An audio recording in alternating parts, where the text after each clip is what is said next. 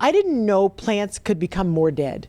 But they have just like eroded even more in the last week. But my neighborhood is noisier because there are no leaves or there's nothing lush anymore. So you can hear all the street noises that I guess the leaves were absorbing or something like that.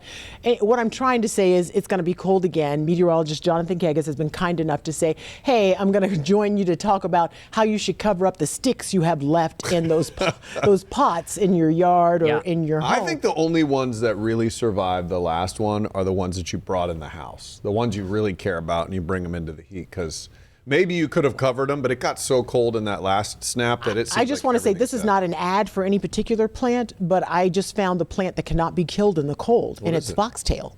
Oh, foxtail? Holy cow. Yeah. They're super green. They got greener. And everything else. I just had to cut a cactus down in my backyard this weekend. Those things didn't die. Where do you live? Tucson? You have a cactus in your backyard? Yeah, dude, we all do. I know. I was talking to my neighbor yesterday. He was helping me cut it down, and I'm like, "Why do we have cactuses in our cacti in our backyard?" He's like, "I don't know. Put a palm tree there." I have no idea, but I am bruised. Thing beat me up. I wish the trees would have got that thing. Yeah. So, okay, so anyway. it won't, you cut it down, that means it's not coming back. But in this cold weather, it's like a boomerang. We threw it away a couple of weeks ago, and here it is again. Right. It is again. It is bigger, not better than ever, because it's not as intense as the last time, and it's not going to last as long as the last time either. With that said, we still have freeze warnings in play for almost all of Central Florida. Just that little blue sliver right along the Space Coast. That's the only spot where we're not going to really flirt with 32 degrees. Everywhere else, we're going to be in that ballpark tonight. And again, the freeze warning is for your plants, what's left of them. And again, it's mainly now for the ones that you have outside in pots that you can bring in to protect. I know some of my neighbors, again, went through great lengths to protect their trees and things like that, and it did not work. So no matter what you did with that last one, for the most part, it killed it. 29 in Ocala, 27 in Denellen, 31 in Palm Coast. So, it's that cold again. And, this would have been like the coldest in years had it not been for the one a couple of weeks ago. So again, this is some big time cold coming back in. It's just now it doesn't maybe seem as bad because we were in the low to mid 20s last time around. Yeah, well, it seems bad. We would think that this was a serious Arctic blast. I was at my friend's house over the weekend, and he has about a couple of acres on a lake, and it was this very lush, tropical, beautiful. Was it still lush? All of it was dead. Oh, okay. No, they were just destroying everything. I felt so terrible for them, and I was like, I hope you don't expect me to help with this, because this feels like a lot of work. So, and we have these drought conditions that we've been dealing with as well. Oh, so awful. Jonathan. There's a brush fire burning right now. It's 100 acres. We hope that they get it under control. Yeah, and it seemed like it already jumped like one of the lines they had today, because it seemed like it was fine, and then the wind kind of picked up and moved it around. So. Yeah, did one of those things. And that's why, again, on a windy day, there are red flag warnings up through 7 o'clock tonight. That means the high fire danger, the fire weather warning, if you will. So that's the other thing. And we didn't really need this cold blast, because with the cold comes the drier air, chapstick weather. And that obviously, it allows things to burn a lot. So now you have the dry vegetation, you have the drier air to help fuel that further, and then the wind that if anything that gets going, it's going to spread, as we're seeing, unfortunately, in Volusia County. So hopefully they can get that under control. Yeah, let's hope so. You call it chapstick weather. We call it ashy ankle weather in my house, because you gotta lotion up. It's hairy ankle weather here. Okay, Jonathan Kagas, thank you very much. We appreciate you. Good luck as you deal with trying to figure out this weather situation. I know that you always have the answers for us long in advance, so thank you. And the weather has been really a big issue, not just for us here in Central Florida. Oh my gosh. The country, especially in the Northeast. DJ, hit me with some of that sweet. Look at that. Look at this. This is Long Island, New York. Why did you say it like that? Because that's how you say it, Ginger. Long Island. This is Long Island, New York, and they are getting. What is this machine that man's using? Is that a lawnmower? Wait, we got. No, DJ, pop in here. What do we got going? I'm glad you asked that, because so the editor who puts the video together, also he was like, "Hey DJ, you want this video? Looks like this guy's got a lawnmower out." This is not a lawnmower. This is a snowblower. This is what. Have we never heard of a snowblower before? I've never seen one in action like this. I like how he's shooting it into his neighbor's yard. That's what. Just get it out of mind. This is how they work. Yeah, this is very Wow. normal. This is what you wake up and you hear these things going at 5 a.m. on a weekday. Ooh, no, look at that poor you can guy. He's drive. having a time of You it, don't too. have to shovel sunshine. That's- So in New York, they're expecting 2 feet. And maybe they got 2 feet. I think That's so. What it looks like. Yeah, because that- they closed down like all the transport, like they were saying it's essential travel only, and that has not happened in a very long time. In a hardy place like New York, for them to say Yeah. like, stay home if you don't have to be out on the roads, do not do it. They're pretty good with their snow removal. look at that So puppy. New York's been rough. California and all the way to the Midwest, they're going to get hit with snow in the next few days because another system is coming through. Look at the See, cars. that guy's covered. doing it the old-fashioned way with the shovel. Yeah, Is DJ. that's a shovel, DJ? Is it, Oh, oh, Kagas is Jonathan's back. Kagas I is was like, DJ, put me in, coach. Put me in, coach. What's going on? Yeah. No, they got their 2 feet. In New They York did. City. It is still cranking though. Boston right now, there it is. So they're getting slammed. It was also the wind. I mean, right along the coast, they had like wind gusts 60 to 70 miles an hour. So blizzard warnings were in play for like the entire state of New Jersey, New York, up through Massachusetts, Rhode Island, Connecticut. This one is one of those historic ones. I mean, the highest snowfall totals have been way over 2 feet. Crazy stuff. So they Plus got 2 drifting. feet, and they're still getting more. It looks like More. New York City's done with the snow. Now this is up towards like Boston. They're still getting, and they're under Good under grief. feet of snow. Ryan Welch's family lives around that area, and I asked him, "Is your family buried?" And he said, "Yeah."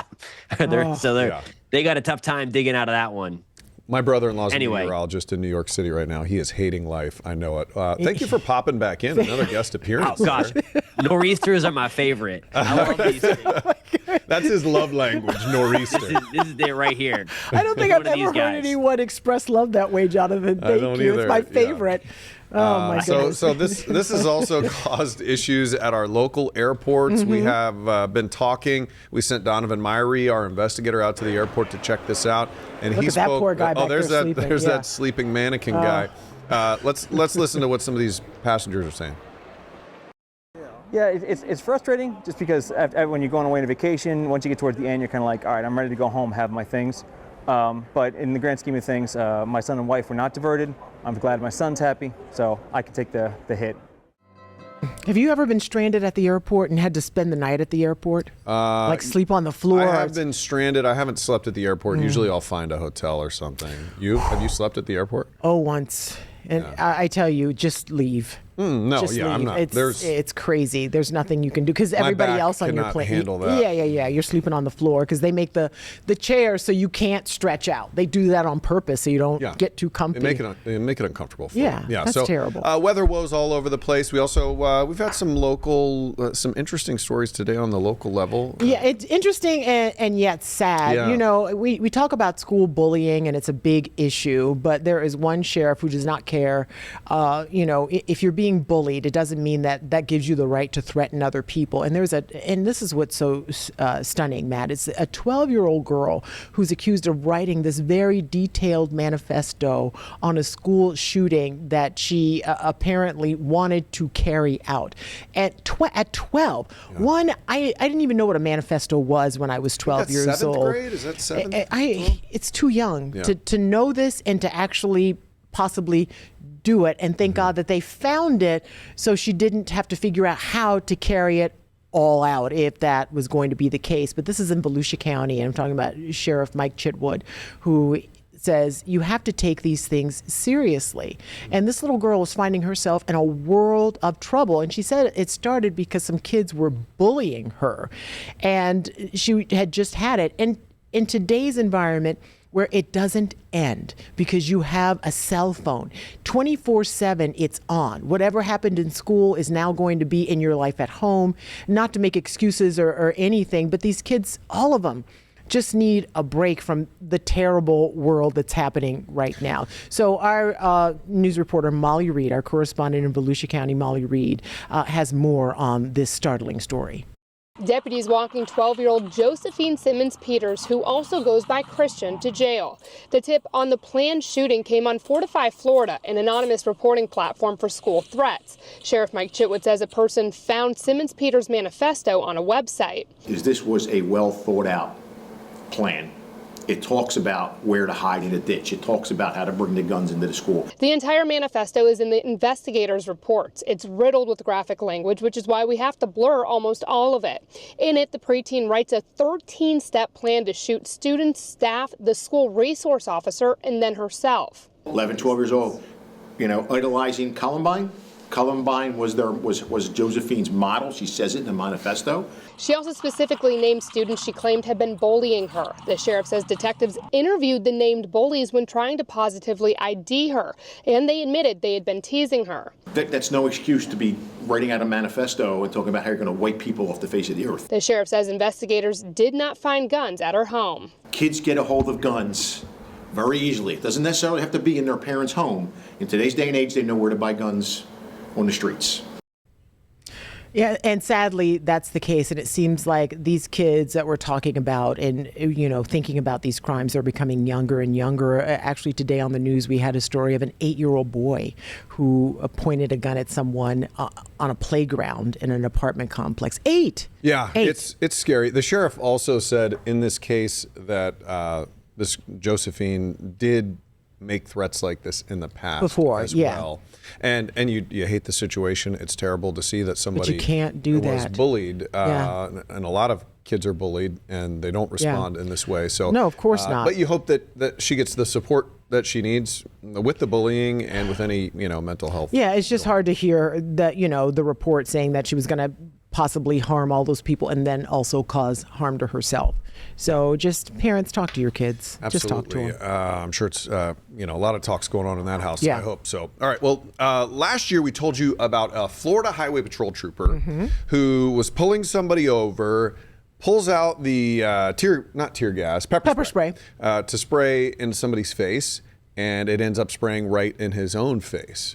I know, and you hear these stories and you're like, oh boy, Keystone Cops, but this was a serious situation with the video that played out. So I want to tell you, you can't see exactly what's going on. What we see most of it is a dash cam. It's from behind, and so you hear it pretty well as this cop starts choking. So let's listen to that, the natural sound version of this.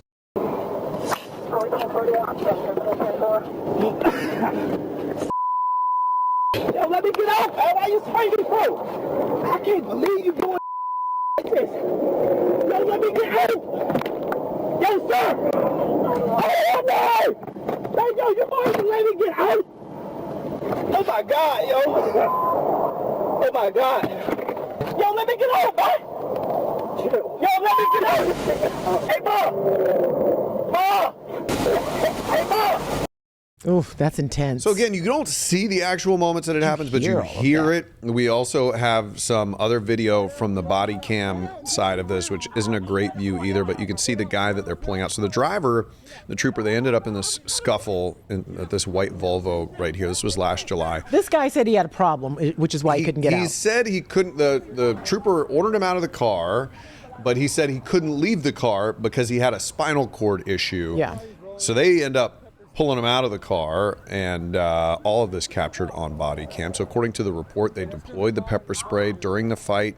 It got kicked out of his hand and sprayed him back in the face. Sorry, I'm leaning and messing up. DJ's nice camera shot here. But you can hear the trooper coughing, and so this is the way this situation ended. It is interesting to hear. I mean, he seems to be moving his legs and things fine. I think the troopers probably thought he was just making an excuse. Sure. But then you see him there, he's handcuffed already. It's just one of those things where, they deploy that pepper spray, and there's a reason they use it because it's pretty effective.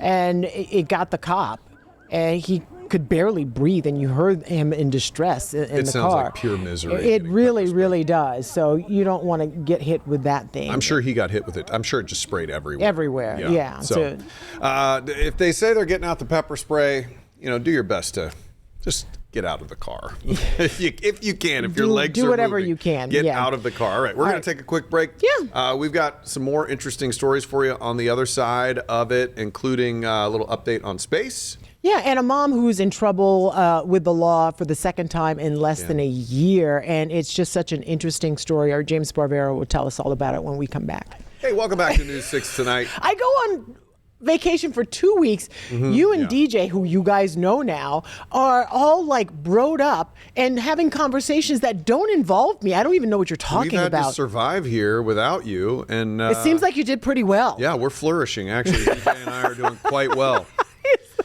So, but no, we did miss you. Okay, that's fine. All right. I don't know. Hey, you have a job to do. Why don't you get to your story? This story is a really tough crazy. one. It really is. It happened in Palm Bay. There was a mom who got in a bit of trouble last September or so because of the filthy conditions they found her and her kids living in. And she worked it out so she got to keep the kids and they stayed in the house.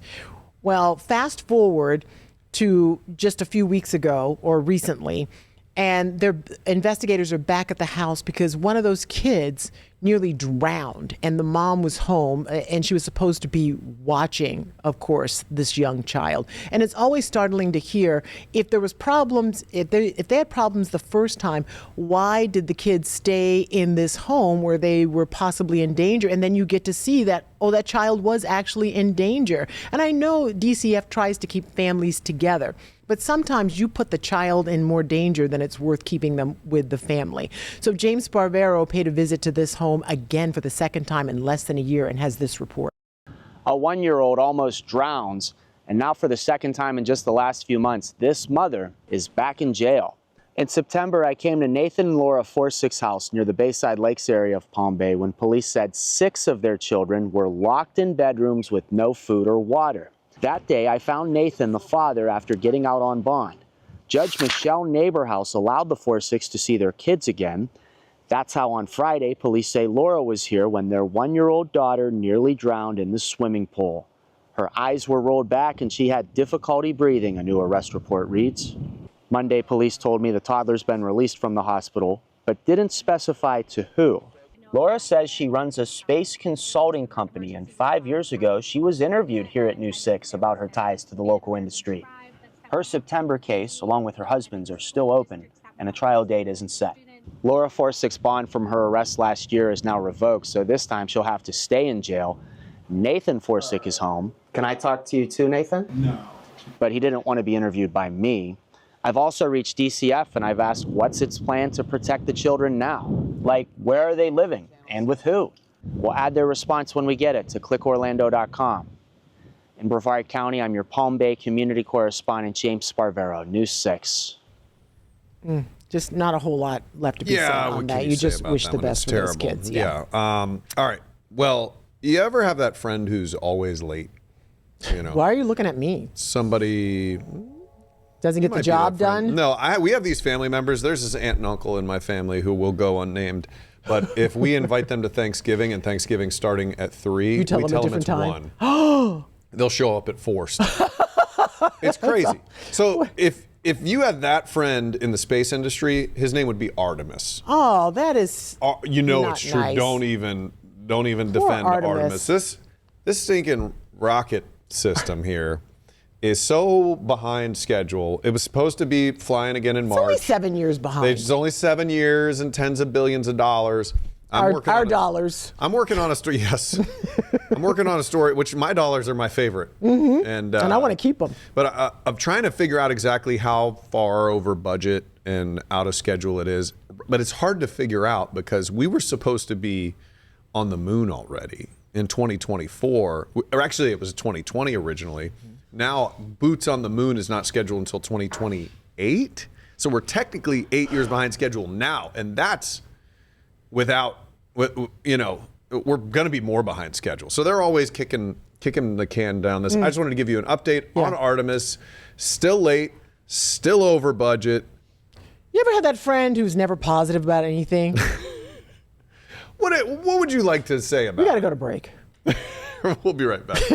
All right, we got a double feature today. 2 stories. And the first one caught my interest right away. Here's the post on the News 6 Facebook page. It says, "Have you seen it? What's the deal with that strange parking garage along I-4?" And as someone new to Central Florida, this is something I've driven by many times, but I had no idea myself. And based on the comments, it seems like many people don't know the real story behind the art on this building. Juanita says, "That's funny because we just passed this." And my husband asked, "What the heck was the white on the side?" I told him, "Art." Anthony says, "The first time I drove by, I thought some contractor left a bundle of foam panels or something that was blown against the building. Zach says, I usually tell my parents that someone quit their job and rage quit, threw everything out the door. Pam says, I think it's cool looking, especially at night. I'm glad to know the meaning behind it. So if you're curious and you're wondering what is that art, you can head to the QR code that'll take you to our Facebook post, which has the link to our story that does a great job explaining exactly why there are those white pieces scattered all across the side of the garage. But we're not done there, because it seems like there's some excitement for this one. Luke Combs bringing a new entertainment venue to Central Florida. And Meredith says, tell me more. Meredith, I got you. This new venue is called Category 10. It's going to open at Universal City Walk. It's expected to be about 33,000 square feet across 3 stories. And it's expected to open late 2027. Gabrielle says, finally, something new for City Walk. And Amy both agree. This is the best bar in Nashville, and they're excited to see it coming to Central Florida. Again, we have all that information on clickorlando.com if you want to read some more about this. But what do you think? What bar or restaurant is missing from Central Florida?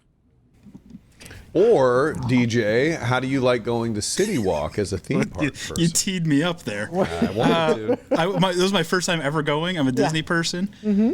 So this weekend... So you have different standards. Yes. They're high. And that's I don't even know what to say. I'll say I was disappointed by City Walk. Yeah. To be nice about it. What was the most disappointing thing for you?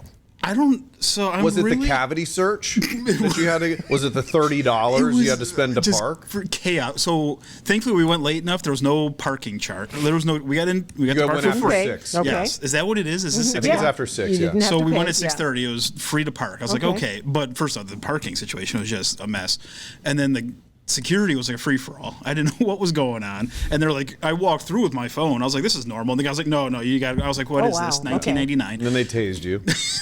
Right. I finally get through, and I'm like, people are just running, screaming, is chaos.